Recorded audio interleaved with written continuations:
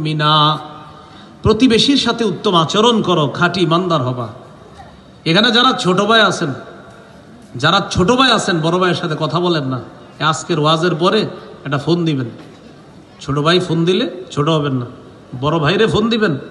কেন ফোন দিবেন? আজকে শুধু একটা কথা বলি, সারা জীবন কথাটা লেখা রেখেন যে আরিফ বিন হাবিব ওই ফাতেমাতুজ জোহরা মাদ্রাসা আইসাই কথাটা বলছিল, এটা লেখা রাখবেন যে আপনি ছোট ভাই বড় ভাইরে আগে ফোনটা কেন দিবেন, কথা বলেন না অনেকদিন। কারণ আপনি ছোট ভাই হওয়ার কারণে আপনার বড় ভাই আপনারে 3-4 বছর কোলে নিছে, আপনি বড় ভাইরে কোলে নেন না একদিনও। ছোট ভাই হিসাবে আপনার বড় ভাই অনেক কোলে নিছে, আদর করছে, চুমা দিছে, তা আপনি কিন্তু বড় ভাইরে কোলে নেন নাই। তাই এই কথাগুলা মনে কইরা ফোনটা আগে আপনি দিয়েন, মিলে যান।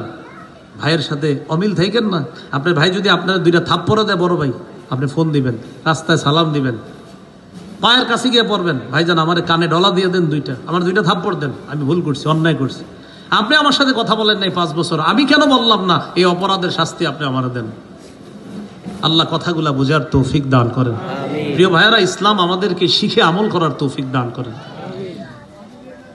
এই হলো 3 নাম্বার, ওয়া আহসিন ইলা জারিকা তাকুন মুমিনা।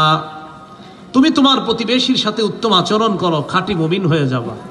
4 নাম্বার, ওয়া আহিব্বা লিন-নাস মা তুহিব্বু লিনাফসিকা তাকুন মুসলিমা। তুমি নিজের জন্য যা পছন্দ করো, মানুষের জন্য তা পছন্দ করবা, খাঁটি মুসলমান হয়ে যাবা।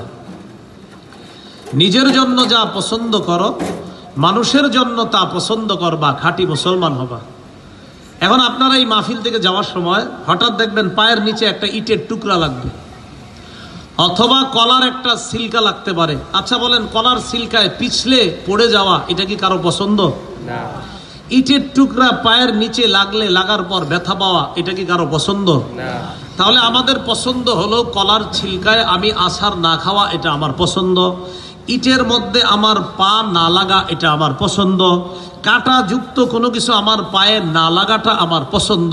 এই পছন্দটা অপর মুসলমান ভাইয়ের জন্য করে রাস্তা থেকে কষ্টদায়ক সেই কাটা, কষ্টদায়ক সেই ইটের টুকরা, কষ্টদায়ক সেই কলার সিলকাটা সরাইয়া দিবেন। নিয়ত করবেন যে আমি এই ইটের মধ্যে আমার পা লাগা পছন্দ করি না, কলার সিলকায় পা লাগাটা এটা আমার পছন্দ না, কাটা যুক্ত কোনো জিনিসে পা লাগা এটা আমার পছন্দ না। তাই যেহেতু আমি চাই না এটাতে পড়তে, অতএব আমার কোনো মুসলমান ভাইও যেন এই আঘাতটা না পায়, ইটের টুকরাটা সরায়া দেন, কলার সিলকাটা সরায়া দেন। সহিহ বুখারীর 51 নম্বর বর্ণনা, নবী বলেন এই আমলটা করার সাথে সাথে গুফিরা লাহু মা তাকদ্দামা মিন যামবি, আগের সব গুনাহ মাফ। সুবহানাল্লাহ। তাহলে রাস্তায় ইটের টুকরা পড়ে না, ওইরা কি করে? এমনি নিয়ে উপরে তাকায়, জানালার দেখে, দেখার পরে দেখে ও মনে হয় এই বাসা থেকে ইটের টুকরাটা পড়ছে, ঠিক আছে রাইখা দেয় আবার। হ্যাঁ, রেখে দেয় কেন? এই বাসার কয়েকজনের পায়ের মধ্যে এটা পুরুক। আল ইয়াযু বিল্লাহ, এটা কেমন কাজ করলেন? কলার সিলকা পায়ে লাগছে, তো লাগার পর চিন্তা করে এই জানালা দিয়ে মনে হয় সিলকাটা পড়ছে, আচ্ছা একটা বাচ্চাও তো ফালাইতে পারে এটা, তাই অপেক্ষা করে কি এটা আমি ফালাবো না, এই ঘরের কয়েকজন এটার নিচে পড়ুক, আগে পিছল খাক, এরপর আমি এটা উঠাবো। এটা কেমন? এটা মুসলমানের পরিচয় হলো না ভাই? কথাগুলো মনে থাকবেন ইনশাআল্লাহ। আমাদের চলার ক্ষেত্রে যে ইসলামের এই সৌন্দর্যগুলা, এটা যেন আমাদের দ্বারা ফুটে ওঠে, আল্লাহ তৌফিক দান করেন। 5 নাম্বার, ওয়ালা তুকসিরিদ দিহকা ফাইন্না কাসরাতাদ দিহকি তুমিতুল কলবা। আবু হুরায়রা, বেশি হাসবা না, বেশি হাসি অন্তরকে মৃত বানায়া দেয়, বেশি হাসি অন্তরকে মৃত বানায়া দেয়। তাহলে এই 5টি কথা আমি আবার বলি। 1 নাম্বার, তুমি হারাম থেকে বাঁচো, শ্রেষ্ঠ আবেদ হয়ে যাবা। 2 নাম্বার, আল্লাহ তোমার জীবনে বরাদ্দে যা রেখেছেন এতে তুমি সন্তুষ্ট থাকো, শ্রেষ্ঠ ধনী হয়ে যাবা। 3 নাম্বার, তুমি প্রতিবেশীর সাথে উত্তম আচরণ করো, খাঁটি মুমিন হয়ে যাবা। 4 নাম্বার, নিজের জন্য যা পছন্দ করো, মানুষের জন্য তা পছন্দ করবা, খাঁটি মুসলমান হয়ে যাবা। 5 নাম্বার, তুমি বেশি হাসবা না, বেশি হাসি অন্তরকে মৃত বানিয়ে দেয়। তাহলে এই কথাগুলা যতগুলা মনে থাকবে, এখান থেকে যাওয়ার পর অন্যদেরকে আপনারা জানিয়ে দিবেন। আল্লাহ তৌফিক দান করুন। তাহলে এই হাদিসের আমল কেমনে হবে বলেন তো? 1, নিজে আমল করা, 2, অন্যকে জানায়া দেওয়া, তারাও যেন আমল করে।